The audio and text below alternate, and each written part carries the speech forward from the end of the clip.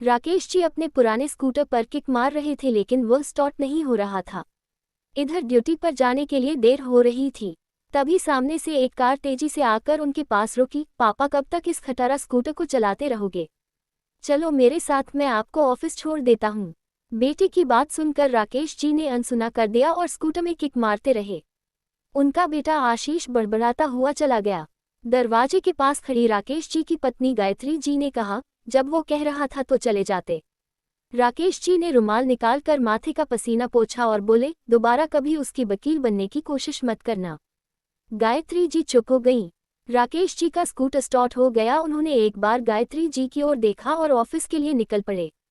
अभी 2 साल पहले ही आशीष की शादी की थी। शादी के बाद से ही आशीष और उसकी पत्नी शैलजा का व्यवहार बदल गया। दोनों अलग हो गए। वो तो अच्छा हुआ राकेश जी ने बेटे की बात मानकर जॉब नहीं छोड़ी, वरना आज भूखे मरते। इधर शाम को जब आशीष घर पहुंचा तो शैलजा गुस्से से बोली, हो गई तसल्ली बेइज्जती कराकर। गली में सब देख रहे थे और तुम्हारे पापा जैसे उन्होंने तो सोच ही रखा है तुम्हारी बेइज्जती करने का। आशीष को भी गुस्सा आ रहा था। वो बोला, तुम ठीक कह रही हो, मैं कल ही मकान ढूंढता हूँ। अब हम यहाँ नहीं रहेंगे। 2 दिन बाद ही वो अपने नए घर में शिफ्ट हो गए। गायत्री जी रो रही थीं। अलग था तो क्या हुआ, कम से कम सामने तो था। उन्होंने राकेश जी की ओर देखते हुए कहा। राकेश जी कुछ नहीं बोले। राकेश जी जैसे जिंदादिल इंसान जिन्होंने अपनी छोटी सी नौकरी में पैसे बचाकर और कर्ज लेकर आशीष को पढ़ाया। जब वह सरकारी ऑफिसर बना तो राकेश जी को लगा जैसे उनका जीवन सफल हो गया, लेकिन बहू बेटे की बेरुखी ने उन्हें तोड़कर रख दिया। अब वो बिल्कुल शांत रहते हैं। बस उन्हें एक ही चिंता थी कि उनके बाद गायत्री का क्या होगा। कई महीनों बाद आशीष अपनी माँ से मिलने आया। आशीष को देख गायत्री जी बहुत खुश हुईं। आशीष बोला, मम्मी तुम्हारी बहू प्रेग्नेंट है। हम चाहते हैं कि आप और पापा हमारे साथ रहो। शैलजा बहुत परेशान है। गायत्री जी ने राकेश जी की ओर देखा, लेकिन उन्होंने जाने से साफ इनकार कर दिया। आशीष जानता था पापा कभी नहीं मानेंगे। उसने मम्मी से कहा, तुम चलो मम्मी। गायत्री जी ने कहा, बेटा तेरे पापा का ध्यान कौन रखेगा? एक कम करो, तुम दोनों वापस आ जाओ।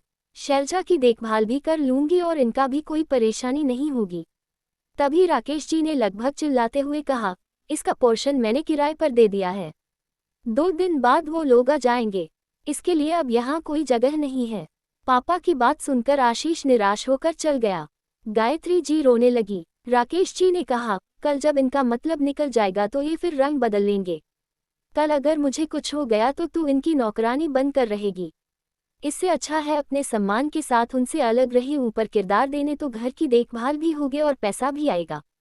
कल मैं नहीं रहा तो भी तू सम्मान से अपने घर में रहेगी।